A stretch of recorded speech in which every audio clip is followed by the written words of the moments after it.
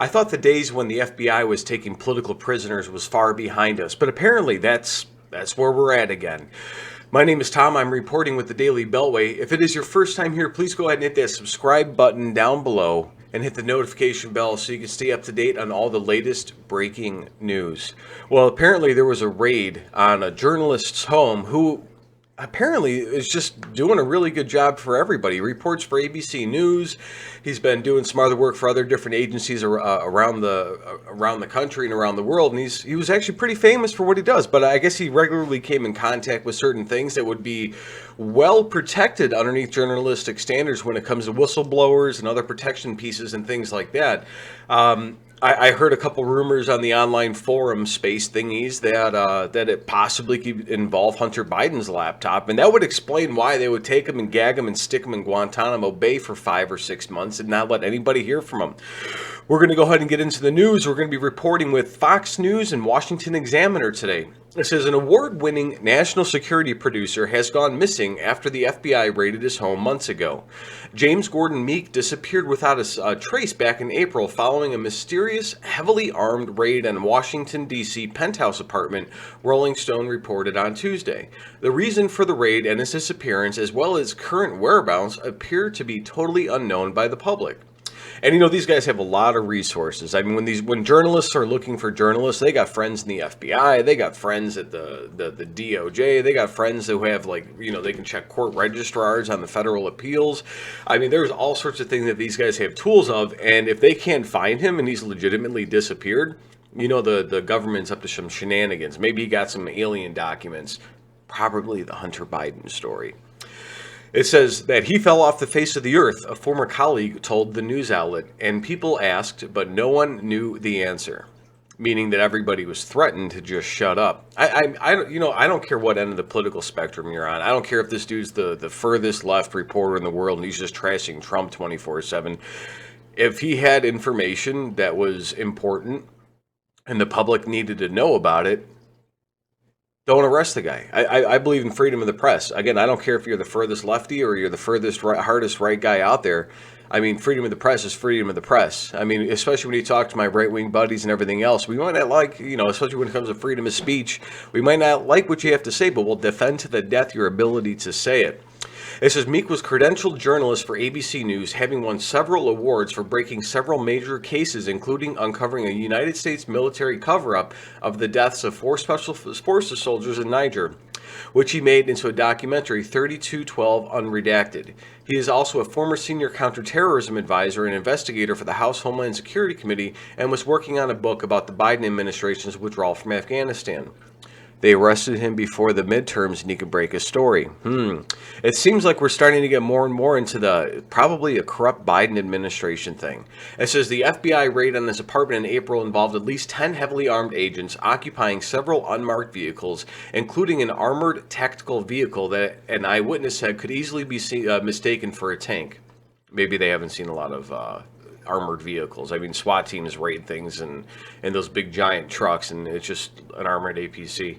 So as the report cited Meek's neighbor John Antonelli, the whole operation was estimated to have taken around 10 minutes. Pretty thorough. Sources familiar with the subject Rolling Stone, they weren't aware the FBI took Meek away during the raid or if he left on his own accord. Still, he hasn't been seen since. These sources also claim that the FBI found classified material on his laptop. Well, if he was working on whistleblower stuff, then that should be a protected class. In a statement to Rolling Stone, Meek's lawyer said that Meek is unaware of allegation that he possesses classified documents, but that if he did, it would be well within his scope as an investigative reporter. Absolutely. Whatever the case, he hasn't been charged with any crime. The statement made no mention of Meek's whereabouts. A FBI representative seemed to confirm the raid to the news outlet, saying agents were present on the morning of April 27th at the 2300 block of Columbia Pike, Arlington, Virginia, conducting court-authorized law enforcement activity. The FBI cannot further due to an ongoing investigation. It's always great how they fall back on that. He probably had a copy of Hunter Biden's laptop on his computer, and that was enough to arrest him for having that, but they won't arrest Hunter Biden for actually putting the stuff on the laptop. Think about that. This is Meek's latest article from ABC, according to his author page, is from April 14 about the trial of one of his ISIS beetles. His latest post on social media responding to a tweet talking about the U.S. monitoring of Russian troop tactics was posted on Twitter at 4:59 a.m. on April 27th. His neighbor and eyewitnesses to the raid said that he saw unmarked police vehicles just before dawn, meaning that his last post was just moments before the raid and his disappearance. Copy the quote. Tweet there. It says, due to a recent passed law that bars law enforcement from seizing the records of journalists, the raid would have had to have been approved by Deputy Attorney General Lisa Monaco, per the report. Observers believe that the raid on Meek may have been the first case of the Biden administration sending law enforcement against a journalist. The first one we know about. A spokesman for ABC told the outlet that Meek abruptly resigned from his post back in April with no explanation, despite having plenty of time left on his contract. Around the same time, he also canceled his other project, including his book on the U.S. withdrawal from Afghanistan, which he struck a deal for with Simon & Schuster. Seemingly unaware of the only hints about Meek's disappearances comes from the co-author of the Afghanistan withdrawal book, Lieutenant Colonel Scott Mann. He contacted me in the spring and said he was really distraught and told me he has some serious personal issues going on, that he needed to withdraw from the project. As a guy who's a combat veteran who's seen that kind of strain, I don't know what it is. I honored it, and he went on his way. And Meek continued on the project. It says, clicking over to Fox News, it says a federal magistrate judge in the Virginia Eastern District Court signed off on the search warrant the day before the raid. If the raid was for Meek's records, U.S. Deputy Attorney General Lisa Monaco would have to have signed off. And they're going back into further saying that anything that he would have had would have been well within the purview of his journalistic standards. I tell you what, it's a little scary, when you've got the Biden administration so blatantly and openly weaponizing the FBI. They raided a former president's house when they raided, Donald Trump for a box of documents. And they had been in communication with the Trump administration about those documents. They could have easily walked in and been like, hey, give me those. And his lawyers have been like, no. And then they would have fought about it for a week in court. And then they would have got copies of everything. Like, it was normal procedure for that to happen.